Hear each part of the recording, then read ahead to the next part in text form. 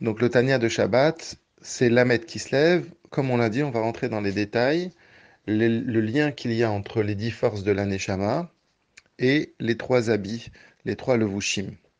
Donc il commence en expliquant que Chochma, Bina, Da'at, les trois premières forces intellectuelles, elles influent directement le premier levush, le premier habit qui est la marshava, la pensée. En d'autres termes, comme ça se comprend, l'accès qu'il y a à l'étude de la Torah est lié avec notre niveau de Chochma Bina Da'at. On sait que dans l'étude de la Torah, il y a quatre niveaux. Il y a le pshat, le sens simple. Il y a le remez, quelque chose qui est beaucoup plus dans l'allusion, les métaphores. Il y a après le drush ou le drash, c'est des explications qui sont de lier une partie avec une autre partie. Et après, il y a le sod, les explications qui sont profondes. On s'aperçoit que chacun a son entrée dans la Torah, si l'on peut dire, de manière différente.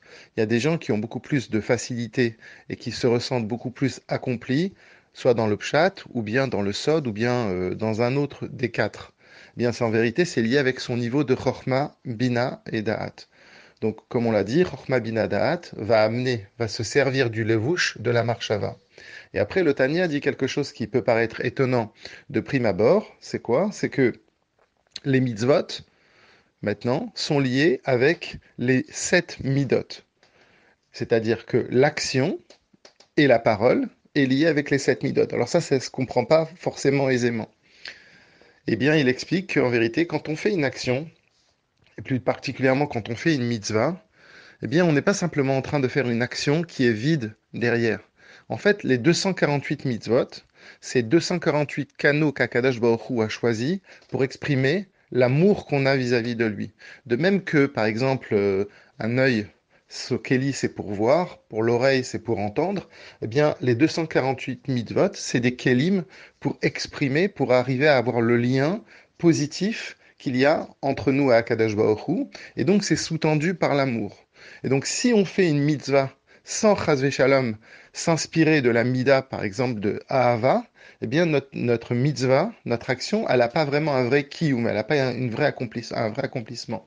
Puisqu'en vérité, le sens profond de l'action ou de la parole dans les 248 mitzvot, eh bien, c'est justement d'exprimer l'amour. De même, les 365 l'OTAAC, ils viennent pour nous amener à craindre Hachem, à ne pas se rebeller et à le respecter dans le niveau le plus haut, à comprendre que Akadash Baruch Hu, il est tellement grand. Et donc, quand on se retient de faire une Avera, quand on applique les 365 mitzvot dans l'action, on est en vérité en train de révéler la ira, la crainte que l'on a vers Akadash Baruch Hu. Et donc là, il a bien expliqué que les sept forces qui sont des forces émotionnelles ont directement un impact dans l'action et dans la parole des mitzvot.